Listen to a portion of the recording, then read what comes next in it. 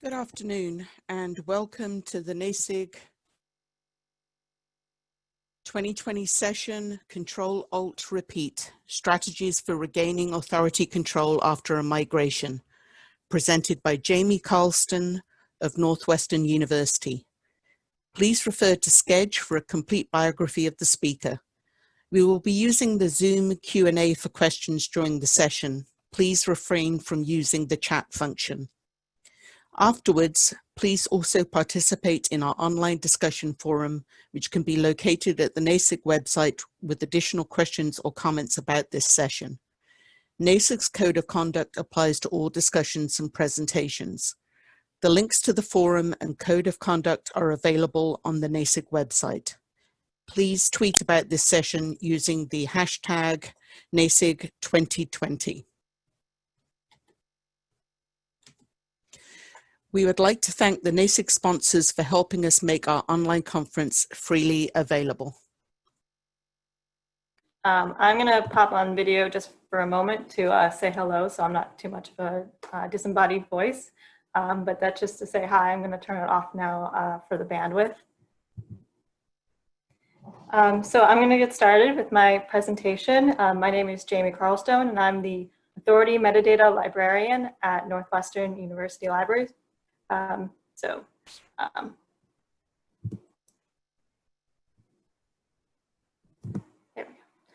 I want to acknowledge Northwestern is a community of learners situated within a network of historical and contemporary relationships with Native American tribes, communities, parents, students, and alumni. It is also in close proximity to an urban Native American community in Chicago and near several tribes in the Midwest. The Northwestern campus sits on the traditional homelands of the people of the Council of Three Fires, the Ojibwe, Potawatomi, and Ottawa, as well as the Menominee, Miami, and Ho-Chunk nations. It was also a site of trade, travel, and gatherings and healing for more than a dozen other Native American tribes and is still home to over 100,000 tribal members in the state of Illinois. So this is the official statement that Northwestern University has put together for our campus. I would also like to add my support for NASIG's statement against racism. It makes me proud to be a member of this organization. I hope we're all using the influence that we have in our communities and libraries as library workers to support Black lives. I'll start my presentation with a little context on authority control at Northwestern. We migrated from Voyager to Alma in 2015. After that migration, our authorities librarian, who is Gary Strawn, of course, of the authorities toolkit, left the unit, but he's still at Northwestern. From the Alma migration onward, Northwestern did not have a dedicated authorities librarian until me, but I want to be clear that there was still a lot of NACO work being done. When I started in October of 2019, I was told to prioritize a workflow for doing ongoing authority control on new records coming in the catalog. Secondary to that, I should work on ways of cleaning up the existing catalog, or what I'll call retroactive authority control or cleanup. For that reason, I'm framing my presentation as first talking about how I address authority control for newish records coming in the catalog. Then I'm going to talk about strategies for doing authority cleanup in the catalog. There's a lot of overlap in these processes, so they're not as distinct maybe as this suggests. I also thought I'd end by talking about what work from home projects we're doing for authority control, because it's likely the most relevant in this moment. However, I'll note that all this is done with just a computer and the web, so it all really is work that can be done remotely. So like I said, I'm going to start with ongoing authority work. So I don't want to be too system focused because I'm sure many of you don't work in Alma, but the reality is that's what I use. So there are going to be a lot of Alma specifics here. For those that don't do any cataloging in Alma, just a quick primer on how it links to the authority file. Alma links authority headings and bibs to authority records by matching the text in the headings. You know the link happens in the bib if there's a little binoculars next to the heading. If a bib heading matches to the authority file, the term will be authorized automatically. Alma does not have a function where you can tell it to unlink in the way OCLC connection does. So in this example, the heading has the right tag, indicators, subfields, and text, so it links to the heading. If you wanted it to unlink, you would have to change the text in the heading or the indicators or subfields. For the example, I just added musician to the heading, and because that's not the right heading, it unlinked to the authority file, and you see the binoculars are gone. Since I'm working on authority records in a system that does this authority control by linking bib headings, one piece of information that I wanted in order to do some authority control is what headings are linked and what headings are not. What you see on the screen is the ALMA metadata editor. So there are 3 700 tags where you have 2 linked, 1 unlinked, and you know because of those binoculars. So we have the information if you look at the record editor of what headings are linked. But what if you want that in a report? Unfortunately, it is difficult to get this information, although it's not impossible. So based on what I've seen in the like ALMA listservs, I know I'm not the only person who struggled with it. So I'm going to go through how I get this data out of ALMA and then show how I use it to do some authority control.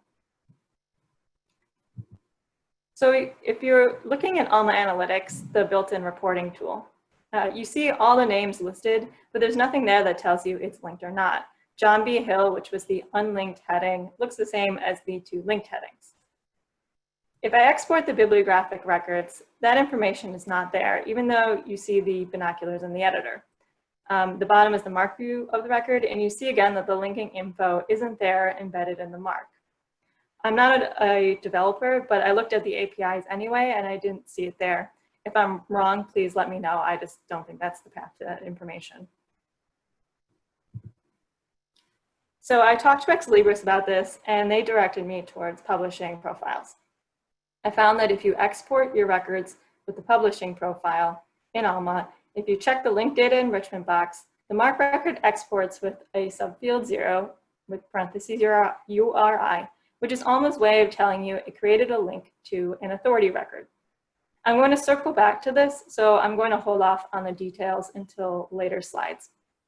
This is great for me because my style of data cleanup is to just export the whole record and make the change in MARC edit and then overlay it back into the system. So I was actually really happy to find the data in this form. So finding the headings that are linked is the first step in being able to do something with authority control. However, I didn't want to reinvent the wheel, so I wanted to use the tools ALMA has available for authority control first. So ALMA has this authority control task list where it shows the headings that need to be reviewed. I find this useful when I want to get a report of any authority-related jobs after they run in ALMA.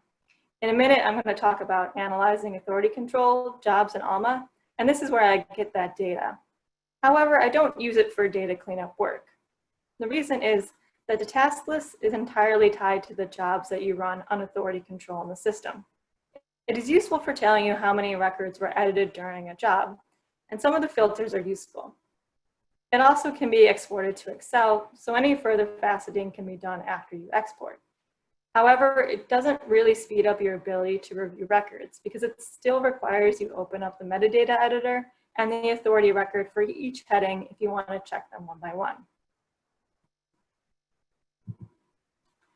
So one of the built-in ALMA authority tools I do use is preferred term correction. Preferred term correction corrects the bib heading to the preferred term from the authority record. It works on records newly created and newly modified only.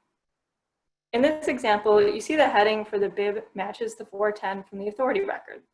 After the preferred term correction ran, the bib heading was then changed to match the preferred heading.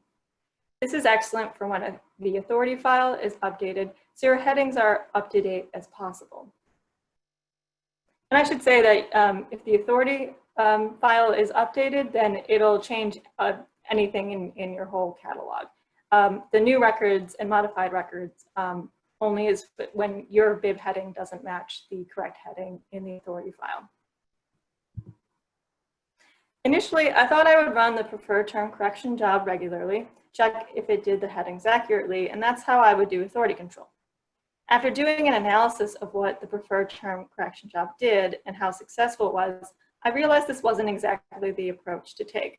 And by analysis, I mean I looked at the report of the preferred term correction job from the task list, for like a week, and I just checked each one to see what it did and whether or not it was correct. I actually ended up learning a lot about the initial linking in ALMA as well as the correction job. What became clear is that generally the authority control works pretty well in ALMA, but it's linking the text and the bib headings. Because it matches on text, you don't have to go into the record to make the link. So ALMA is creating a lot of authority control on its own without a human having to intervene. Of course, there's a downside to that. This worked great for subjects in corporate bodies. Where there were errors, and by error, I mean it linked to the wrong heading, was mostly with personal names, and that's not terribly surprising. People sometimes have the same name. I learned that the preferred term correction job was mostly just making changes to the ISBD punctuation too, which wasn't really changing the text of the heading.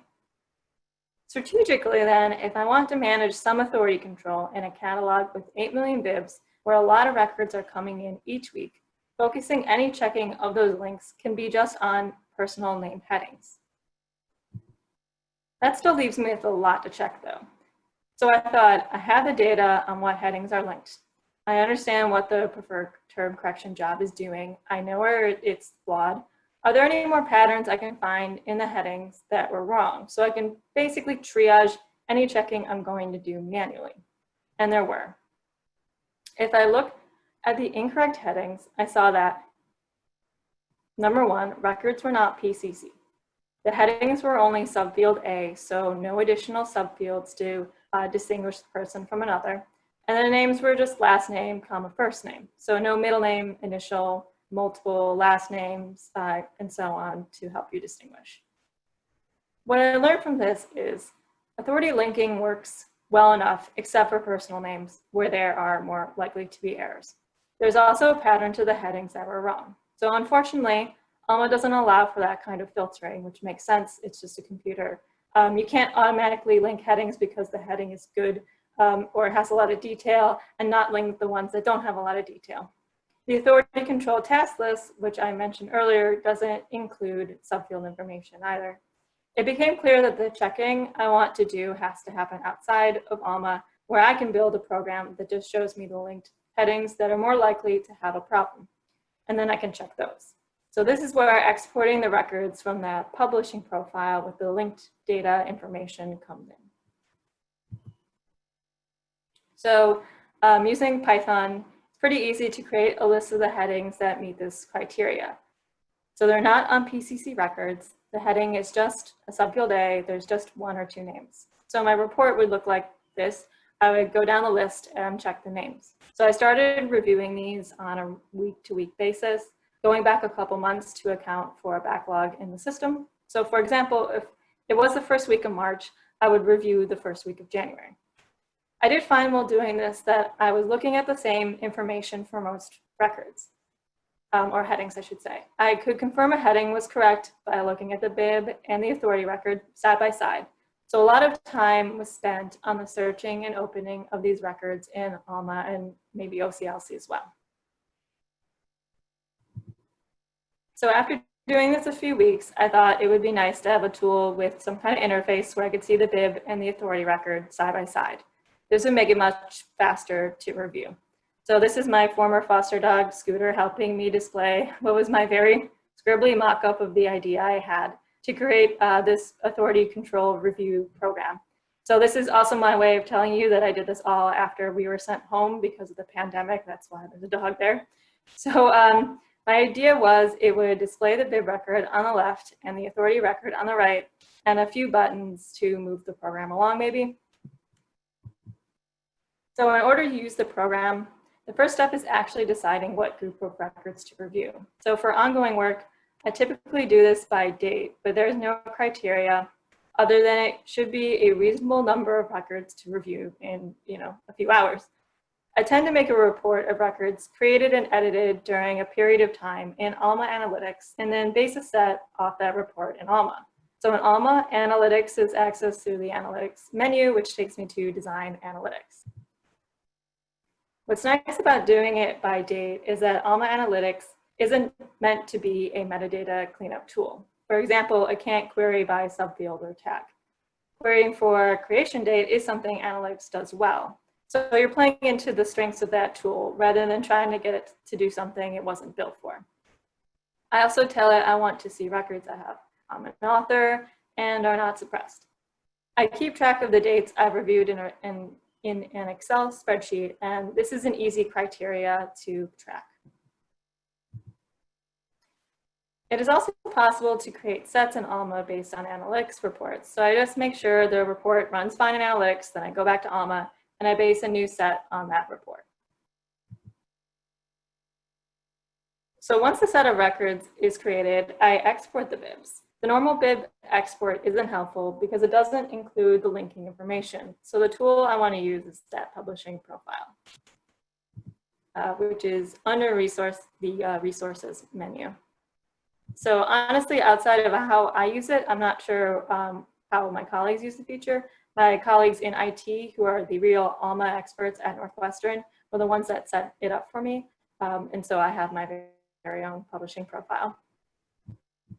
The most important part is that the second tab, Data Enrichment, has a box that says Linked Data Enrichment, and I have to check that box so I get the links in the MARC record.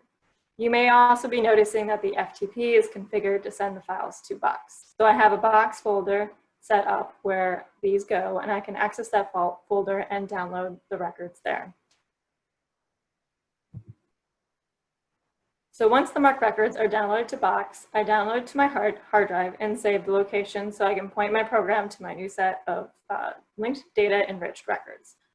All there's left to do is really run the program from there.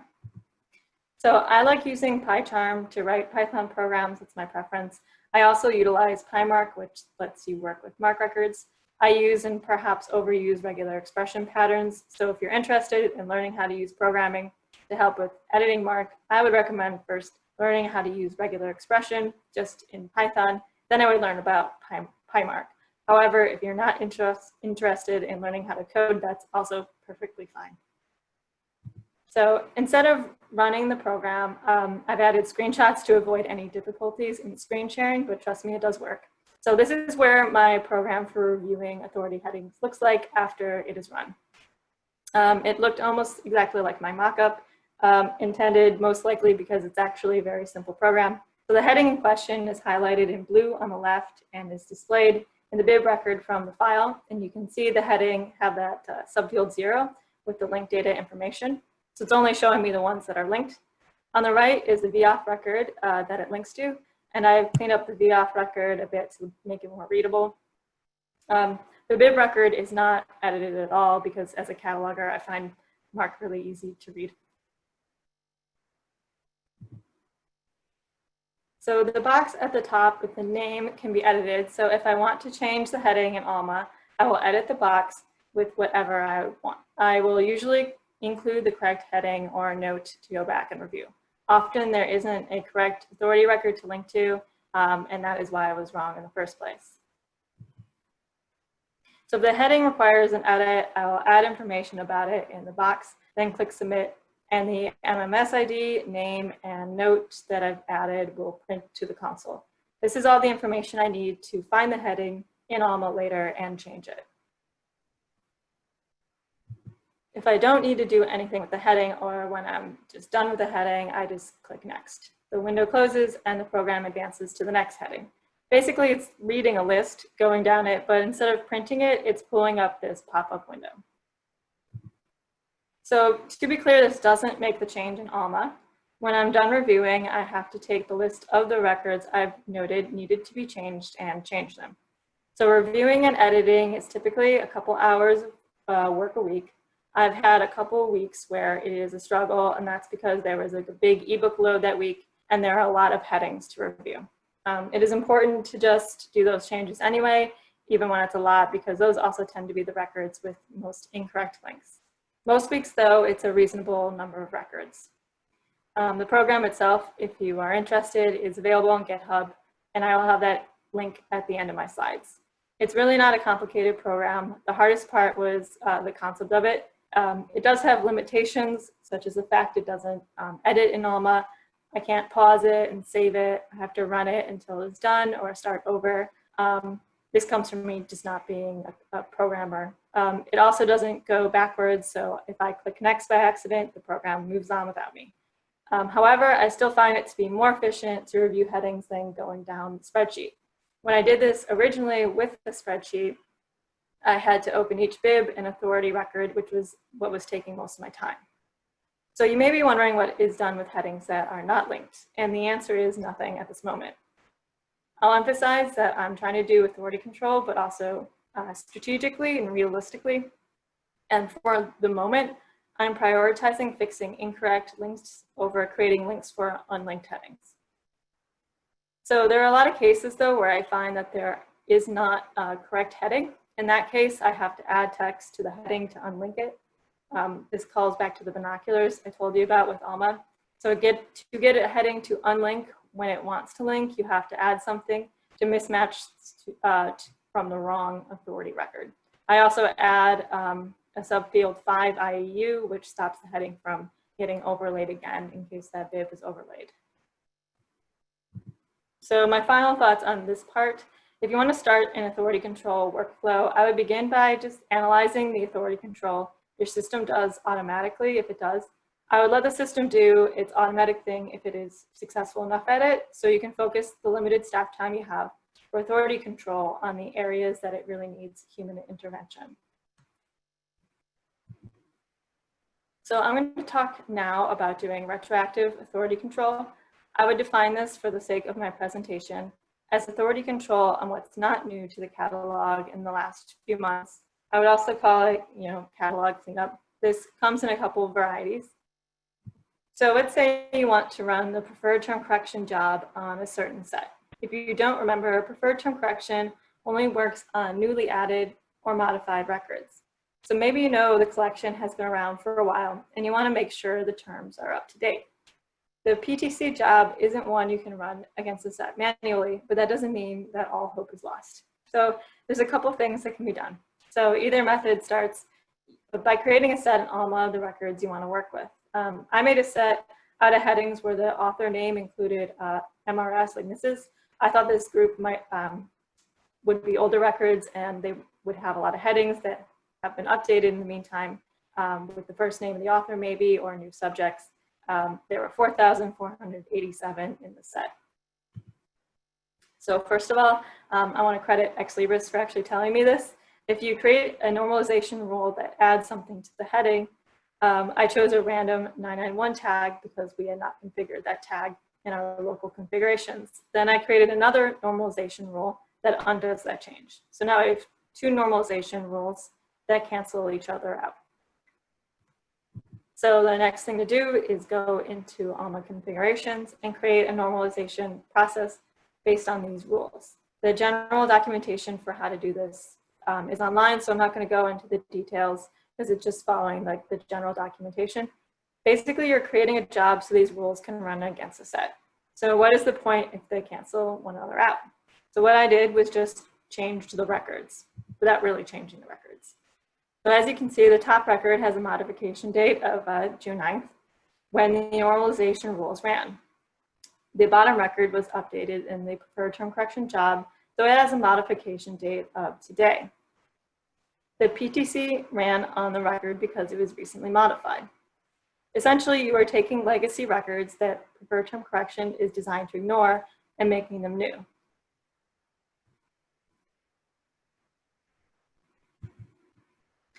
The second strategy, which I would recommend if you want to review what the job does before the changes are made, is to export those bib records from production and then import them into your sandbox. In the sandbox, or at least this is how ours work, you can run the authorities linking job and the preferred term correction at any time. It's not scheduled. Since it's not scheduled, you can test all kinds of configurations. So one important thing to note is that you probably don't want them to overlay their own copy in Sandbox. So we want to save the MMS IDs from production without keeping them in the 001 field. So what I do is I open the file and mark edit. I just replace the 001 with another tag that's not used, like 002. So this preserves the ID from production without it getting the Sandbox confused. We want Sandbox to add these as new with their own MMS IDs. And then when you add them back into production, you would make them the 001 again. So after adding these as new bibs in Sandbox, you can go into the Alma jobs and see that you have the option in Sandbox to run now. Since the PTC requires the linked bib headings to work first, you have to run that job, then run the preferred term correction job. Once that's done, export from Sandbox and overlay back into production.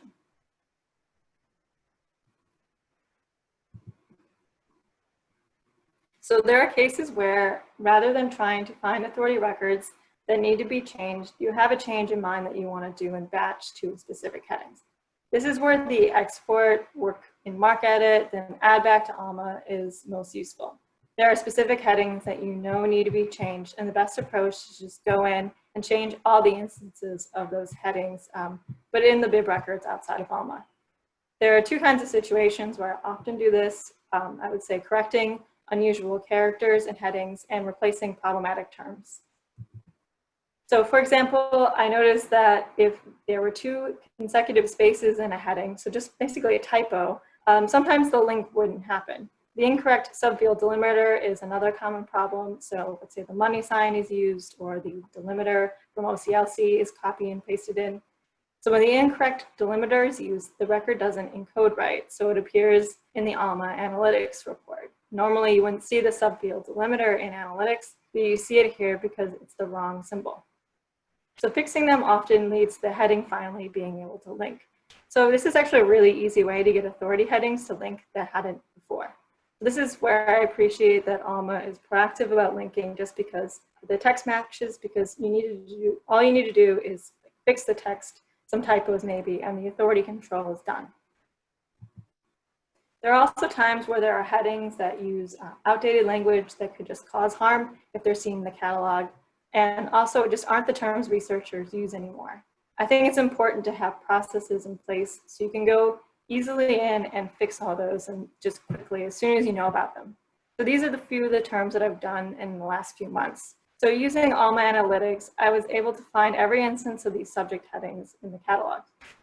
I could just export the records, make the changes in MarcEdit with an easy find replace tool, and then import them back in Alma. So the unfortunate thing is that there's no master list of harmful headings that might be in your catalog. So it depends on me just hearing that the heading is there or seeing it. I have my own limited worldview as a white woman, and the system depends on me just like seeing a tweet or something about a LCSH update, and so it's not ideal. However, it is a fast way to manually address headings when you find out about them. I also note that as long as the authority file is changed, preferred term correction should also correct these automatically if you're using it, but I like going in and doing it manually just to make sure that they're gone. So I'm sure we've all had disruptions to our work in metadata because of COVID-19. And I thought I would end this by talking about the authority work we've done at Northwestern that really is results of everyone in the department suddenly working from home. So as I mentioned earlier, our Voyager to Alma migration happened in 2015. In Voyager, Northwestern had thousands of local authority headings. So this is the list of on my computer of all the files of those headings. They were all types of authorities, conferences, corporate bodies, geographic, name title, personal names, series, topical, and uniform title. Personal name headings alone are 46,776 headings. And we didn't include our own authority records, our internal authority records in Alma, so they just weren't migrated over. These all have creation dates and notice numbers. So I know that they were authorities created from the 1970s to the 1990s. So this is the first example of a personal name from that list. They are not Tenneco standard. They still have a lot of good information in them. They had links to their bibliographic records, which did migrate over in Alma. They have name forms, dates, and so on. I noticed that there are headings for corporate bodies I really couldn't find more information about easily on the web. So this heading I spent a lot of time on for the Chicago Peace Action Coalition because I found another organization called the Chicago Peace Action Committee, and I was struggling to figure out whether or not they were the same organization. They turned out to be the same organization, but I didn't get that answer until I did a search in the Chicago Tribune archive. So it wasn't something I could just Google and get an answer to. So this is another example of a heading for local organization that we had in our local authority records. And it seemed like a lot of these were organizations and people that really should have authority records. So Gary Strawn, who I mentioned earlier, was the former authorities librarian, had these literally on a hard drive under his desk. So he very graciously put them into MARC files for me so they would be easy to use. I was hoping to do some automation that might make them to current standard or help make them to a standard, but after looking at them, I determined it wasn't possible. Many had already been made into NACO in the meantime, so they required human searching to check for duplication. It was also just beyond cleanup. It became clear that they would need to be redone completely. So in the back of my mind, I thought this is essentially a list of names that could use authority work. People can work on this in our unit, maybe on a Friday afternoon if they want to break from whatever else they're doing. It'll be a great way for me to practice making authority records. And it should be no surprise that I got these records back in November, so this is way before COVID-19 ever became a thing. So these never-ending cleanup projects can be difficult to set up because you don't have a real endpoint. So they have to be in a shared place. Eventually we could get through it all, I guess theoretically, but that would take years. Like I said, it's at least 46,000 records, but it's way more than that. So it's about getting the files in a shared place and making it easy on everyone in the department to contribute the amount that they can or want to. So I exported the MARC authority records into a tab delimited Excel file and added some columns for tracking purposes. I based these off another shared authority record creation project we had already done at Northwestern for the Berkeley Folk Music Festival. So I already had the template. So before sharing the file, I imported it into OpenRefine, and I used the reconciliation tool with VIAF and LC names. I find that these still need to be searched sometimes, but often if the heading exists, VIAF finds the correct one and the name can just be checked off in the spreadsheet. So I set up a file in a shared folder on our box drive, and I shared it with the metadata work group as sort of a non-priority project. Again, this was probably about February. But then when COVID-19 started, this project went from being a low priority to a high priority, as you might imagine. So this isn't all the columns that I included in the spreadsheet because it's really long because I put all the MARC authority tags into the spreadsheet so everyone could see all the data from the authority records. It does show the columns I've added and what came from OpenRefine. So this is really a credit to everyone in the metadata work group because it's a lot of NACO in a short period of time. As of May 28th, when I last looked, the personal names spreadsheet showed that there were 339 authority records created as a part of this project. An additional 942 names were researched, meaning the cataloger found a heading was already created, or they looked and realized they needed to pull the original piece maybe in order to make the record. For corporate bodies, which I also added, spreadsheet for the corporate body headings, 121 authority records were created and an additional 218 bodies were looked at. Northwestern likely isn't the only library out there with a backlog maybe of local authority records from a previous system or just a backlog of authority work. So what was ideal about this was the ability to do the work remotely. And what I like about it in particular is seeing the initials of all the people who had made these records with care decades ago, and you see the dates are 1977, 1979, 1982, and knowing that after all this time they spent on the record, it's not just lost on a file under somebody's desk anymore. So the last thing I want to talk about before ending my presentation is a project I'm working on to improve the authority work for Northwestern women faculty. Since coming to Northwestern, I've heard from many people a desire to have the university's authority control improved. So people don't typically say authority control if they're outside of metadata, but this is what they mean. They want the research and impact of Northwestern to be tracked better. So I'm finding ways of doing this, and one of them is by utilizing the existing information that's there on the university's website, which has that additional benefit of being available at home.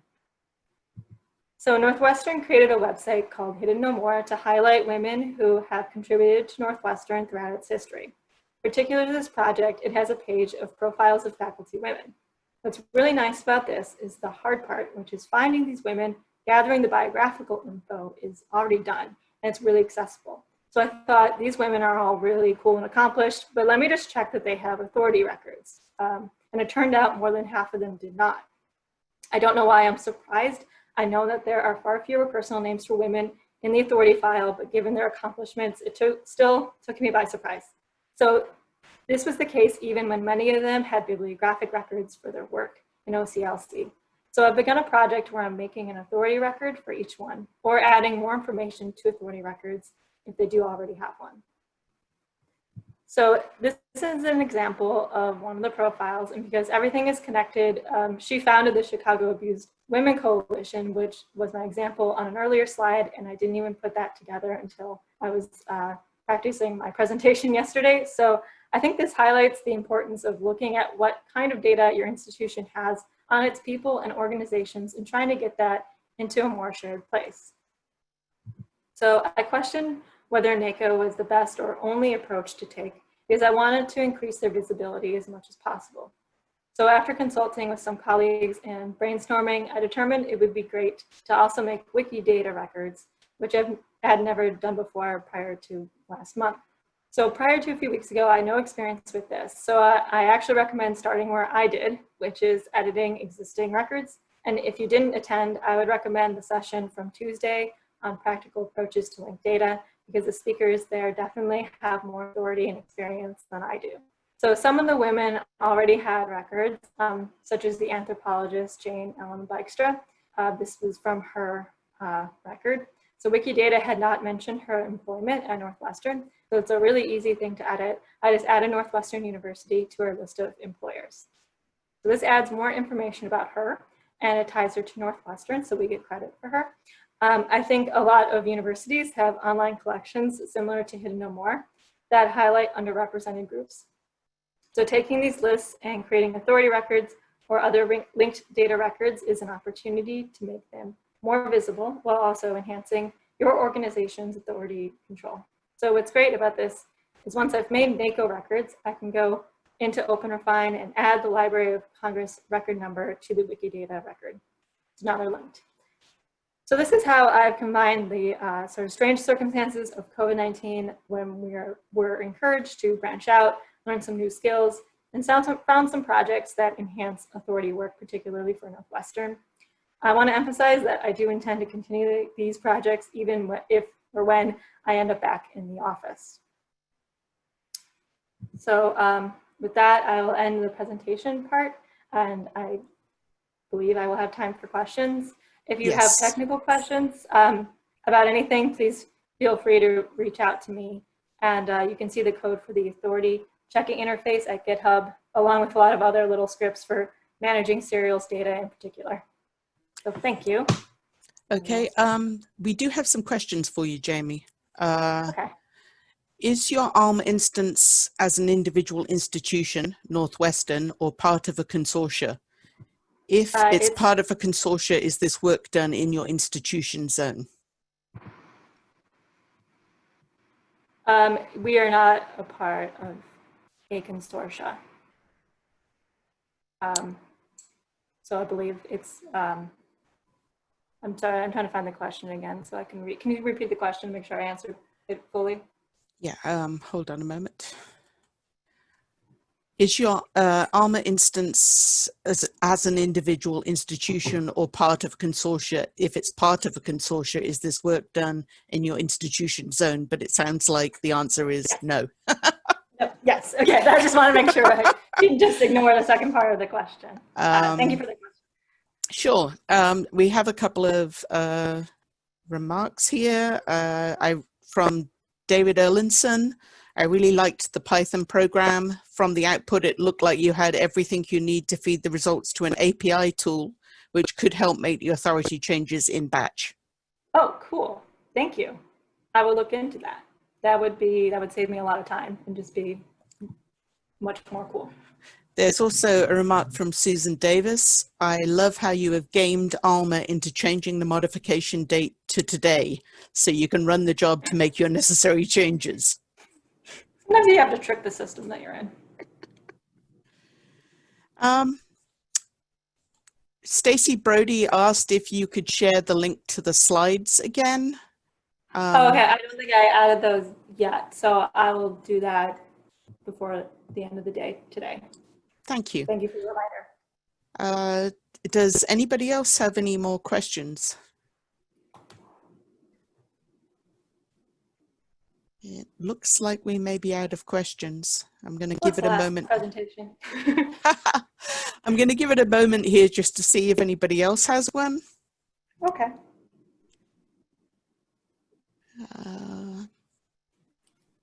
No, I'm not seeing any. Oh, Helen Bayer says, thanks so much. That was great. Thank you, Helen.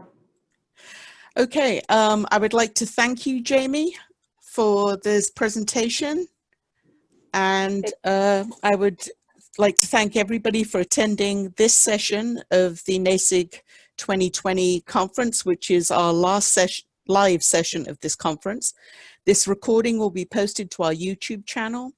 The speakers will be monitoring the NASIG forum through June 2020 for any questions not covered during this session. That's true of all of our speakers. And the pre-recorded sessions are available now, linked from NASIG2020sketch.com, and they're all on the NASIG YouTube channel.